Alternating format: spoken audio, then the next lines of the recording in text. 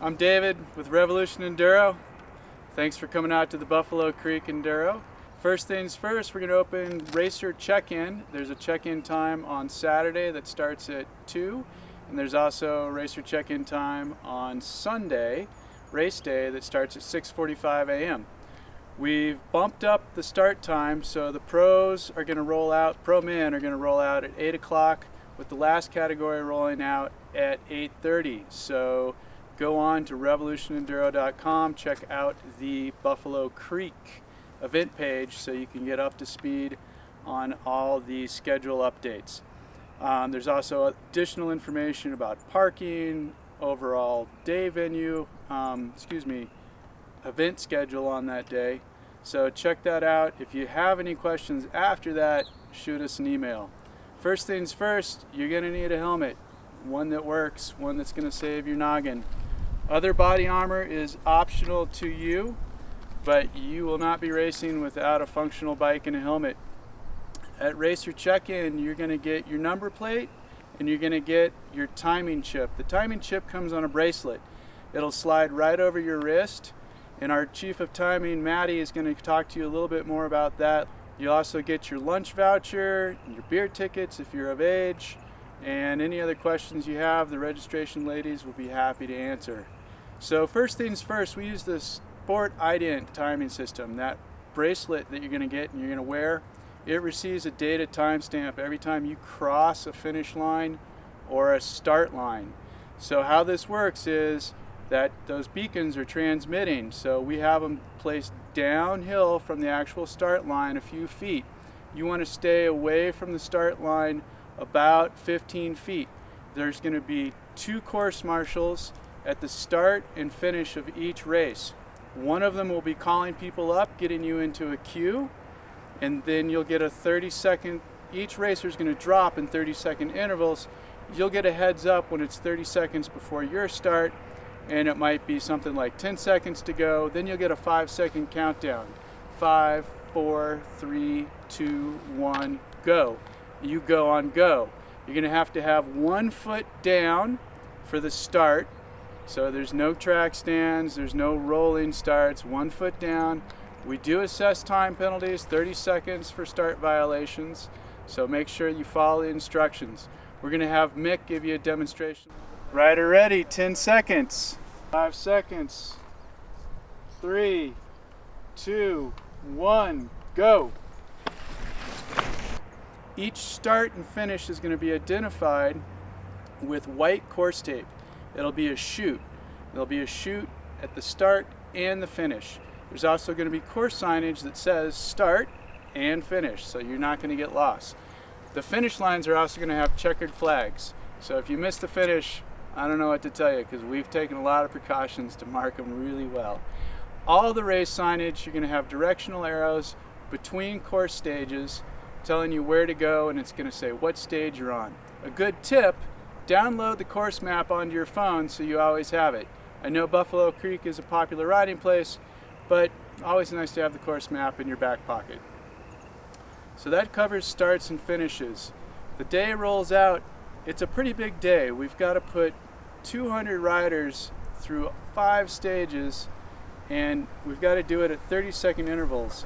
So while you're not penalized for taking your time or conserving energy on the uphills, we still need to keep the race moving. We do have a start schedule, and that's going to be posted to the website before Thursday. And that'll tell your category, depending on your category, when we anticipate you needing to be at the start of the next stage. We've given you some generous times to transfer to the next stage as well. So for example, from race headquarters to the top of stage 1, we think the pros can get there in 50 minutes. Don't let me down. And the rest of you get closer to 60. Also, from the bottom of stage 1, that's Baldy, back to the top of Charlie's, we've given you another 60 minutes. So it's not a cross-country pace, but you're going to have to be moving along. There are aid stations. There's an aid station at the Red Creek Trailhead parking, so you'll be able to fuel up and get a bite to eat there as well. So the trails are permitted by the U.S. Forest Service, but technically they're just permitted for us to use. every now and then you get that person that comes out and says, it's my public lands, I'm gonna hike on this trail even though you guys are doing your race. They will be cautioned by the course marshal. You guys are welcome to politely heckle them and say, hey, we got a race going on, give us a few minutes to clear the course, then you can have your hike. There's tons of event markings out there, so hopefully we don't have this situation.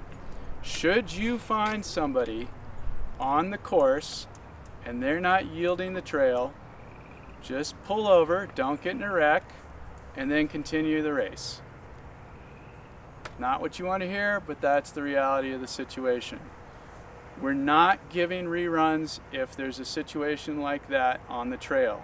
The only opportunity you have for a rerun is an injured rider situation where you find that injured rider and you help that person, then you will get a rerun. Flat tires, dropped chains, didn't understand the course markings, sorry, no rerun. So look at the course markings, look at the course map, understand the trails, so we don't have those situations. So at the top of each stage we mentioned that there's going to be 2 course marshals. There's also going to be an emergency medical person at the top and bottom of each stage. That EMS personnel is there to take care of any issues that might come up. We do have a racer protocol. Remember, we're racing, but there's a lot of distance, a lot of trail we're covering, so you kind of got to look out for your fellow riders.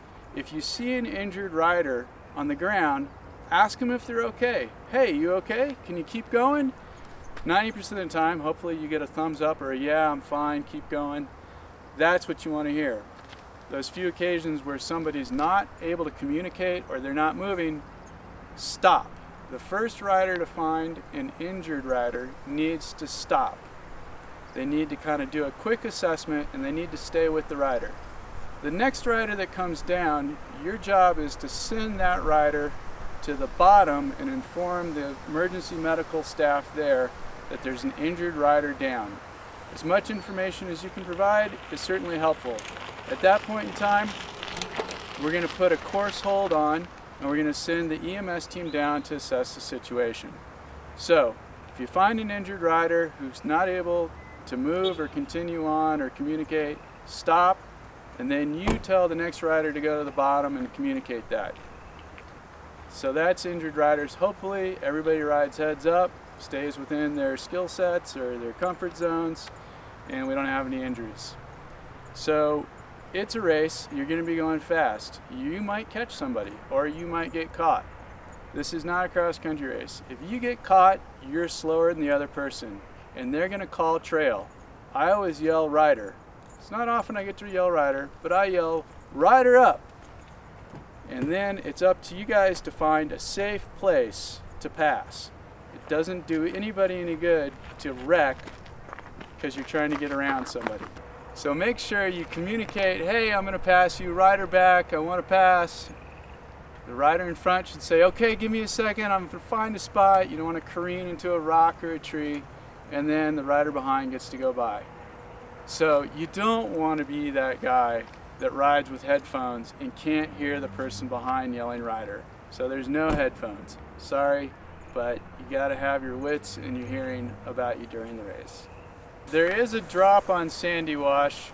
At the time that we're making this video, we haven't gotten confirmation that we can actually do it.